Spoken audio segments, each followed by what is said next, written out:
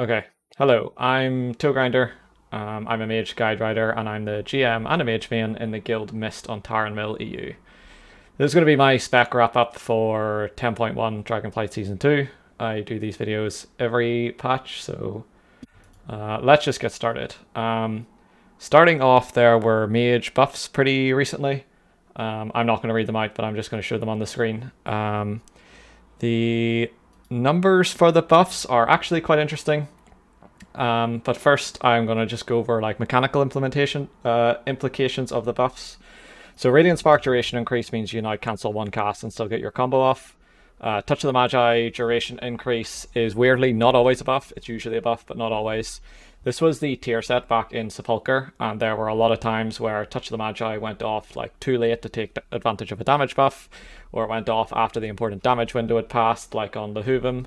But in general, it should be a buff, just be aware of those situations. Improved combustion buff for fire now makes crit slightly less bad, but it's still bad. The buff to the improved scorch duration increase is good. Previously, it was too short to be worth playing around, and without playing around it, it wasn't good. There's going to need to be some APL tinkering to see exactly how good this is. But right now, there's an issue where even if it is good, the fire tree is just like jam-packed with stuff that does damage. And it makes the choice to what to drop quite difficult, especially since Blizzard's fight design has been moving away from execute being really good, and our new tier set is probably going to pull us towards more of the Phoenix Flames talents, so I don't really know where there's going to be space for it. And the Frost buffs are buffing talents that suck anyway. Even if they become the play, it might end up being a fairly insignificant buff. So, as you can see by these numbers, Fire has received some pretty massive buffs at all target counts, while Arcane has got some pretty good single target buff with OK, Cleave, and AoE implications. The Frost buffs are kind of weird, because they basically completely dodged getting a single target buff. I know they've got a really minor one, but with how big the buffs that the other specs are getting, I just think it's borderline irrelevant.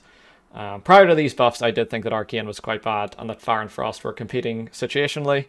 So the implication of these buffs for me is that Fire is basically the best spec in most situations, and that Arcane has no longer been left behind, but is probably still behind Fire.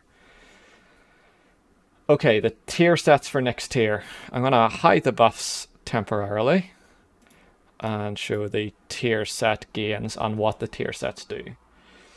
So the Fire tier sets, Phoenix Flames applies a debuff that increases the damage you do to the target, and each time you hit someone with this debuff, you get a stacking buff, and at 20 stacks of that buff, your next two Phoenix Flames do triple damage and refund a charge. Frost tier set, Flurry and Ice Lance do extra damage, and Flurry splashes AoE, and if you cast Ice Lance on a frozen target, it has a chance to give you Brain Freeze. Arcane tier set, Arcane Surge is bigger and better, and for all the mana you spend during Arcane Surge, you get a buff after Arcane Surge, and your mana regen is increased after Arcane Surge. So sort of like a pseudo extended Arcane Surge. Numerically, all of these tier sets look fine. There's nothing massively out of the ordinary, except the Fire one is kind of on the high side, but we'll see. I always say you should expect tier sets to be tuned around 8 to 12% on single target. Like sometimes tier sets go up in PTR and people are like, oh my god, this is busted. But like numbers are always going to get changed, right? To be in a sort of acceptable range. So whenever you're evaluating tier sets, you always want to be looking for tier sets that do something else, either by also being good on AoE or by changing your damage profile in a meaningful way. But to be honest, none of these tier sets stand out as something that will completely break the spec in half in another area of the game. Things like Sepulchre Blood TK or Destro Warlock tier sets, which were, tuned to be fine on single target, but as soon as you went into Mythic Plus, they're just completely broken.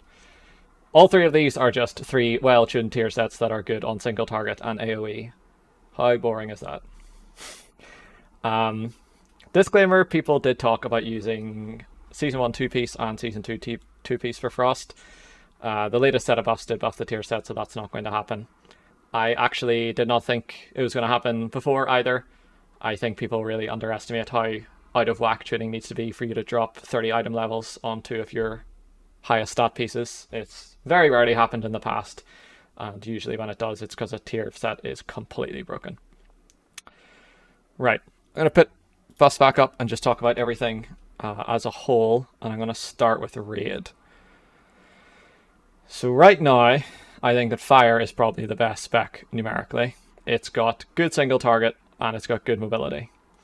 That said, something that you need to keep in mind is that Sun King's Blessing and the constant nerf to Combustion means that Fire's profile is a lot worse than it used to be. Combustion's not the amazing cooldown that it's been in multiple patches in the past, and your combustion uptime is pretty high, so it makes sense that Combustion's worse. But that plus Sun King's Blessing means you're punished a lot more for disruptive mechanics, your damage profile's a little bit flatter. There's a reason people have been jokingly calling Fire Orange Frost this expansion. That said, its overall damage is still good, and it's still got a nice kit with the Scorch Execute, and Combustion is still alright at the end of the day, and it gets free cleave. So its kit is still nice if you don't get analed by Sun King's Blessing, but that might be a big if, depending on how the fights pan out on Mythic. So I think people are still stuck in some land where Arcane is a turret. I think that Arcane has by far the best progress profile all around. It's the only mage spec that isn't dependent on uptime. Prismatic Barrier is one of the best defensives in the game. It's a proper burst spec. It's got good funnel. It's got good execute. Its execute and its funnel synergize with each other, and they synergize with your burst. It's not been great numbers-wise. I think this tier, Arcane was quite good at the start. Execute and funnel, or funnel was very good, burst was very good, especially on like Razagath and Dathia, but other specs got buffed a lot over the course of this season. And the longer you go into a season, the less like the profile matters.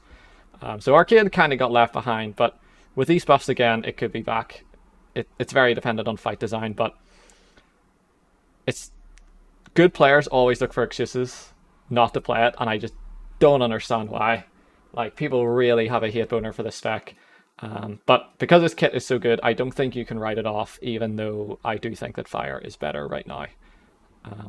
I think that there could be fights in the future where Arcane pops up, but I don't think it'll be like the standard play on every boss the way it was this tier. I think Frost is the worst kit and the worst damage. It's still okay. I'm not sure Mage is in a good enough spot where okay is enough. It kind of depends what nerfs come to other classes. It's possible that on like a patchwork single target fight or like a really high uptime on a 2-target cleave, like Frost might be good, but I don't think it's going to happen right now. Okay, Mythic Plus. I'm going to get it out of the way early. Arcane sucks in Mythic Plus. It's easily disrupted. It's capped on AoE and doesn't really do that good AoE damage anyway, so it's really between Frost and Fire. Right now, today, in Mythic Plus, both Frost and Fire are good. Frost has more representation at high-ish keys, but Fire is more popular at the very top. Frost, very interestingly, got nerfed a bit in the last minor patch. Previously, Frost was able to do really good single target and priority damage while still being okay on AoE, and that was like really useful if you had like 2 good AoE classes and then you have like an okay AoE class but just slams boss damage. It just can be really time efficient. But the introduction of the Onyx Amulet Ring was a big buff to other specs because it's terrible for Mage, and it was especially good on single target, so it kind of made that niche that Frost had not quite as good.